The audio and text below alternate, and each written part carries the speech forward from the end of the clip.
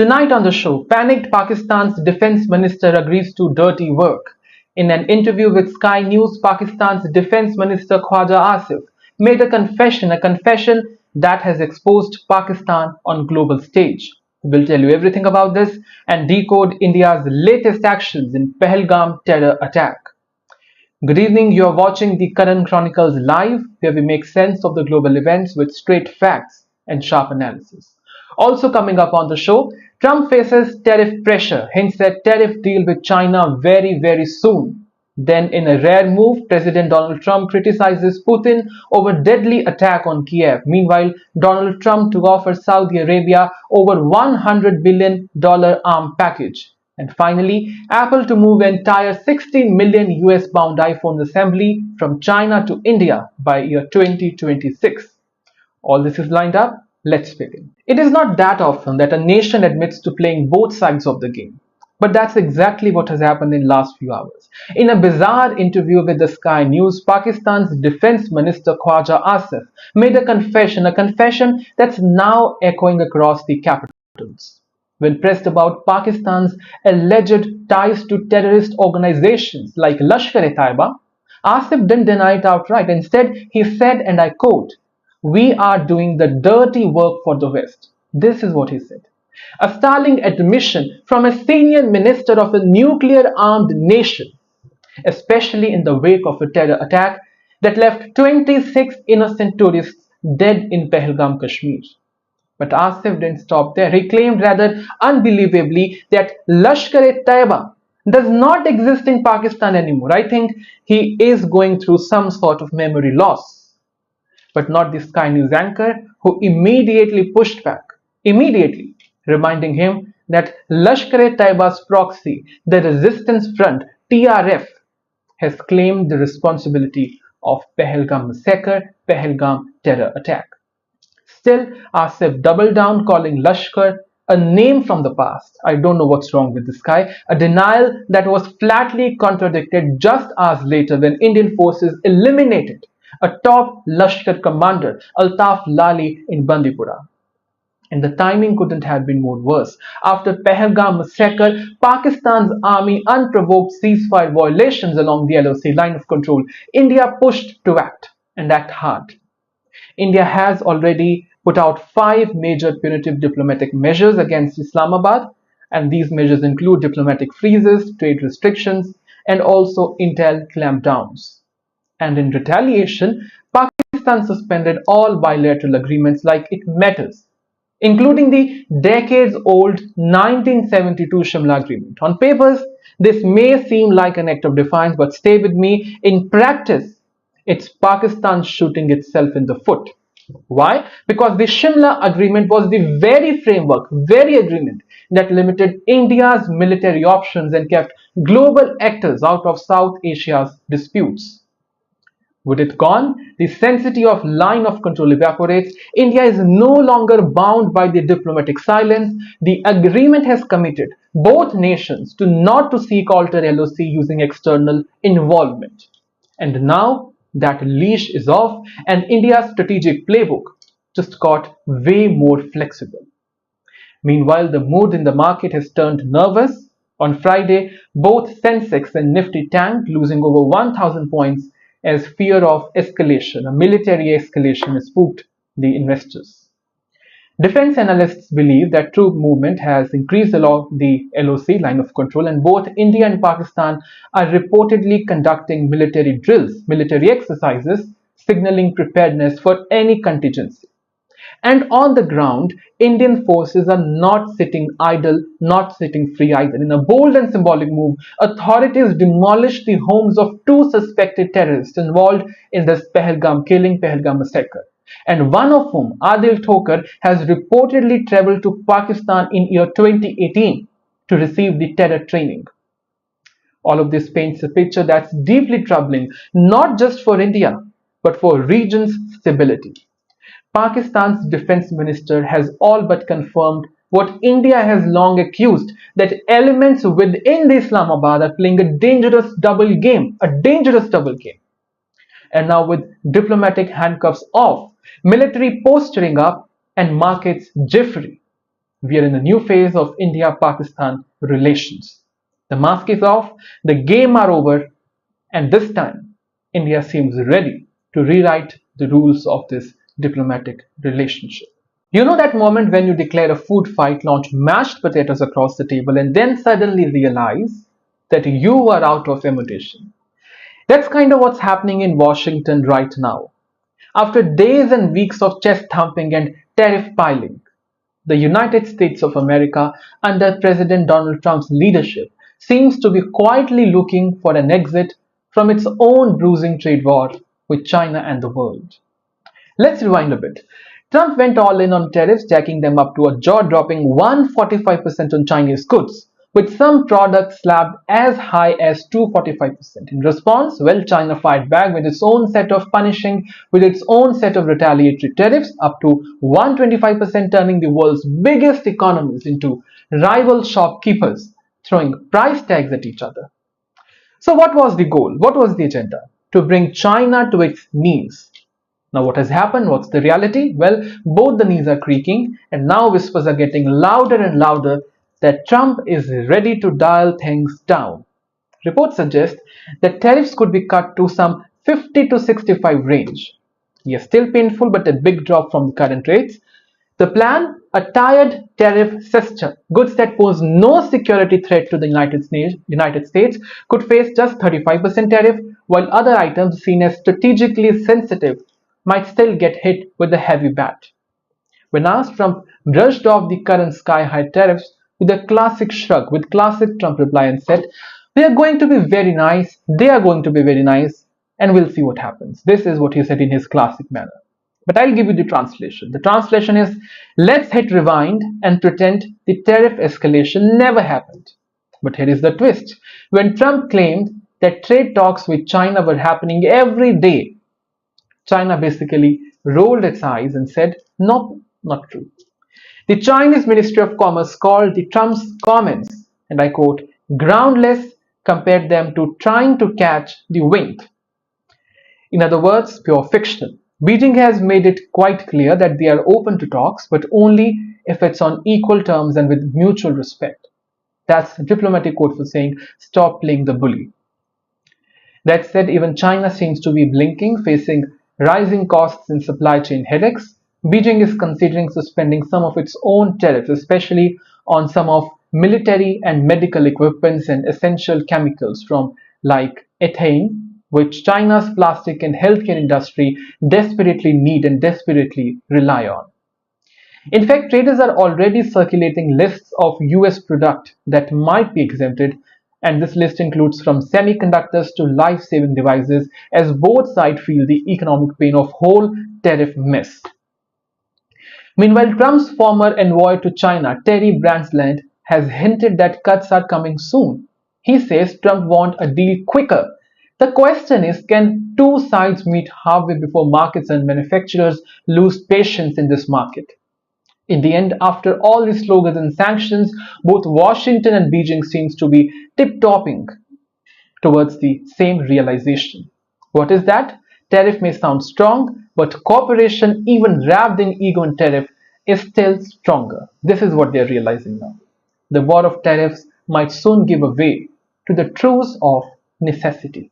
On April 24th, a rare moment unfolded. US President Donald Trump directly told Russian President Vladimir Putin to halt attacks on Ukraine. In a post on Truth Social, Trump said he was not happy with the deadly missile strikes on Kyiv that killed at least 12 civilians and injured 90 others.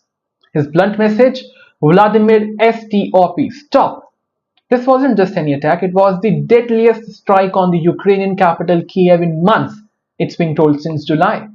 And it pushed Ukrainian President Volodymyr Zelensky to cut short his tour of South Africa and rush back to home. Trump's message came after Zelensky publicly urged allies to ramp up pressure on Russia, demanding a ceasefire and accusing Moscow, accusing Russia, accusing Vladimir Putin of testing Ukraine's patience. He said, and I quote, "It's Ukrainians who are under attack, no one else."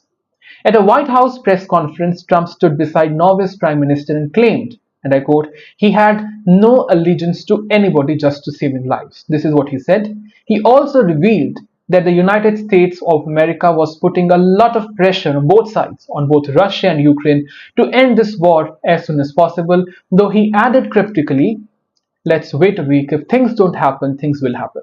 This is what he said. But critics say Trump's so-called peace plan is heavily tilted towards Russia. It's heavily in favor of Russia. Leaked documents show his proposal including halting Ukraine's NATO ambitions, recognizing Russia's control over Crimea and other occupied regions, and even offering to lift US sanctions on Moscow. In return, Russia agrees to a ceasefire, and Ukraine essentially gives large land chunks of its land to Russia. Zelensky has flat out rejected this idea. He called it a surrender deal, arguing that agreeing would mean legitimizing an invasion of Ukraine. His government says peace must start with a real ceasefire, not on paper. Meanwhile, Trump's special envoy Steve Witkoff is in Moscow at this point of time. He is expected to meet Russian President Putin directly. Russia's Foreign Minister Lavrov says they are open to a deal, but admitted it still needs fine-tuning, quote-unquote, fine-tuning. As tensions rise, reports confirm that a top Russian general was killed in a car bombing in Moscow, an attack Russia's officials blame on Ukrainian operatives in Russia. If true, it marks a dangerous new twist. Ukraine may be striking deep inside Russia. So while Trump's message to Putin, "Stop," makes headlines, behind the scenes, behind these headlines, peace seems farther than ever. One side seems to be having compromise, another side seems to be feeling the betrayal. And in this whole geopolitics and diplomacy, innocent people are paying the price every single day. US President Donald Trump is reportedly preparing to offer Saudi Arabia a massive arms package worth over $100 billion as he plans a high-profile visit to Kingdom this May.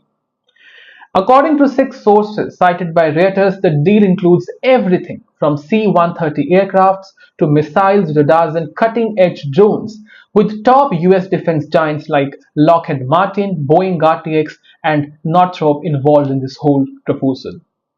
Now, this isn't a new dance. Let me give you a backdrop of it. Back in 2017, Trump touted a similar $110 billion deal with Saudi Arabia, but despite the grand headlines, only $14.5 billion of that package ever materialized. The murder of journalist Jamal and the brutal Saudi-led war in Yemen led Congress to slam the brakes on further deals under Biden administration, especially offensive weapons. But that's been changing.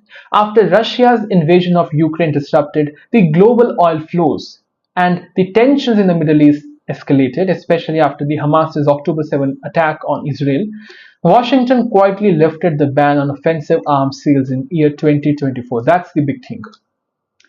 So what's different this time? What's the difference between both the plans? Unlike Biden's plan, which tried to tie weapons access to curbing Chinese influence and pushing Saudi-Israel normalization, it's unclear whether Trump's deal includes such conditions. So that's a startling difference between both of them. If not, it signals a major pivot, a major shift, prioritizing US defense over the strategic strengths of diplomacy.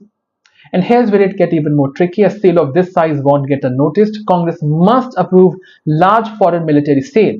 And with tensions in the Middle East running high, the scrutiny is going to be quite intense. This is for sure. Especially since it could include General Atomics MQ-9B Sea Guardian drones and potentially even the F-35 fighter jet, which is undoubtedly the crown jewel of US military hardware. But F-35 sale come with a catch, and that is Israel's military edge. US law ensures Israel always has superior tech over its neighbors. So even if Saudi Arabia gets close, the US would likely hold back or offer downgraded versions to maintain this whole balance. So what does this all mean? This deal, if announced, if materialized, won't just be about weapons. It's about oil diplomacy, it's about the region's power game and US-China rivalry for sure. $100 billion handshake between Washington and Riyadh could redraw power lines far beyond sand and steel, far beyond the thing that they're discussing. Because in geopolitics, arm deals aren't just arm deals, they are the declarations. Just imagine if every iPhone sold in the US no longer came from China but from India instead. Well, that's exactly what Apple is planning, according to a report in Financial Times. Apple aims to move the assembly of all iPhones destined for the United States of America, that is more than 60 million units a year, to Indian factories by the end of year 2026. This would be Apple's biggest supply chain shift in decades, and it's not happening by chance. It is the result of rising US-China tensions, especially on the trade front. So the question is, why is Apple doing this? Two words: tariffs and risk. Under President Donald Trump, tariffs on Chinese imports went up drastically, some even above 245%. While smartphones dodged the worst of it, they still face 20% duties when coming from China. That adds up, especially for a company like Apple that sells tens of millions of iPhones annually in the United States. Because of this, India has become a more attractive option. A paused reciprocal tariff of 26%, ongoing trade negotiations, and a government eager to boost manufacturing all make India look like a safer and a cheaper bet. In fact, India might soon be the first country to sign a bilateral trade deal with the United States of America under Trump's second term, which would shield America and Apple from further tariff shocks. And Apple isn't just testing the waters, it's going all in. They have partnered with Tata Electronics and Foxconn, who are importing Chinese components and assembling them in India, basically assembling iPhones in India. Already, Apple shipped over 3 million made in India iPhones between January and March this year. 3 million. That's a very big number. Foxconn alone exported over 5.3 billion worth of iPhones to the United States this year. And that's just the start. That's just the beginning. Apple now plans to double its production in India, open 4 new retail stores across major cities, and has posted hundreds and hundreds of new job openings, new job listings for manufacturing and retail roles. And it is not just Apple, other tech giants are watching closely. Samsung is reportedly considering moving production from Vietnam to India after US slapped Vietnam with 46% tariffs. Google is also thinking in the similar direction. Google is also in talks to shift some of its Pixel smartphone production to India. So the bottom line here is that what we are seeing is more than just a supply chain adjustment or shift. It is a tech tectonic shift. Apple's decision could redefine India's role in global manufacturing. For China, it's a warning bell. For India, it's an open door to become the world's next tech factory. And for consumers, the iPhone in your pocket may soon carry a new label, assembled in India. And that's all I have for you on the show tonight. Now I will see you on Monday. Until then, take care, happy weekend, and good night.